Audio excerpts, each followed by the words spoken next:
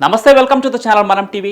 నేను మీ పవన్ బేస్వాడ. పాకిస్తాన్లో సంచలనం సృష్టించిన రైలు హైజాక్ ఘటనకు పాక్ ఆర్మీ ముగింపు పలికింది. బలూచ్ లిబరేషన్ ఆర్మీ హైజాక్ చేసిన జాఫర్ ఎక్స్ప్రెస్ రైలు ప్రయాణికులను కాపాడేందుకు పాక్ భద్రతా దళాలు చేపట్టిన ఆపరేషన్ సక్సెస్ఫుల్ అయింది. ఈ మిషన్లో పాక్ ఆర్మీ 33 మంది బలూచ్ లిబరేషన్ ఆర్మీ మిలిటెంట్లను చంపి బందీలుగా 100 మంది ప్రయాణికులను రక్షించింది.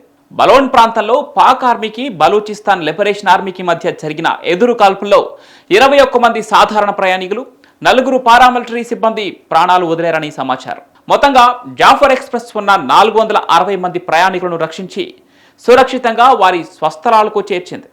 నిన్న దాదాపు 500 మంది ప్రయాణికులతో బలూచిస్తాన్లోని క్వెట్టా నుంచి పెషావర్కు బయలుదేరిన జాఫర్ ఎక్స్ప్రెస్ను రిమోట్ ప్రాంతమైన బలోన్లో 8వ నెంబర్ టన్నెల్ దగ్గర బలూచిస్తాన్ లిబరేషన్ ఆర్మీ మిలిటెంట్లు కాల్పులు జరిపాయి.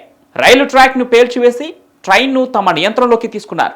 ఈ ఘటనకు తామే బాధ్యులమని బలోచ్ లిబరేషన్ ఆర్మీ ప్రకటించి బలోచ్ రాజకీయ నేరస్తులు, అదృశ్యమైన పౌరులు, కార్యకర్తలను విడుదల చేయాలని డిమాండ్ చేసింది. దీంతో రంగంలోకి దిగిన పాక్ ఆర్మీ బలూచిస్తాన్ లిబరేషన్ ఆర్మీపై కాల్పులు జరుపుతూ వారి చెరలో ఉన్న బందీలను విడిపించుకుంటూ వెళ్లారు.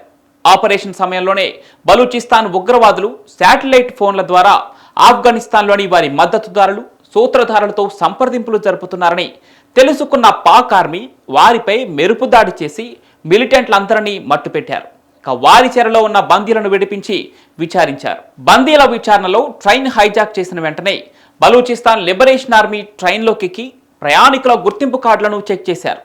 పిల్లలు, మహిళలు, పౌరులను వేరువేరుగా చేశారు. సైనికులందరినీ మరోవైపు తరలించారు.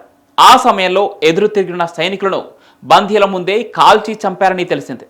మొత్తానికి ట్రైన్ హైజాక్ నుంచి సాధారణ ప్రజలందరినీ రక్షించి బలూచిస్తాన్ లిబరేషన్ ఆర్మీ మిలిటెంట్లను చంపివేసింది. ఈ హైజాక్ ఘటనతో బలూచిస్తాన్ లిబరేషన్ ఆర్మీపై అంతర్జాతీయంగా వ్యతిరేకత ఏర్పడింది. ఇప్పటికే Pakistan, Iran, China, United Kingdom, United states, ఐక్యరాజ్య సమితి, యూరోపియన్ యూనియన్లు బలూచిస్తాన్ లిబరేషన్ ఆర్మీని ఉగ్రవాద సంస్థగా ప్రకటించాయి. ఇక పాక్ ప్రభుత్వం కూడా ఉగ్రవాద సంస్థలపై కట్టుదిట్టమైన చర్యలు తీసుకోవాలని భావిస్తోంది.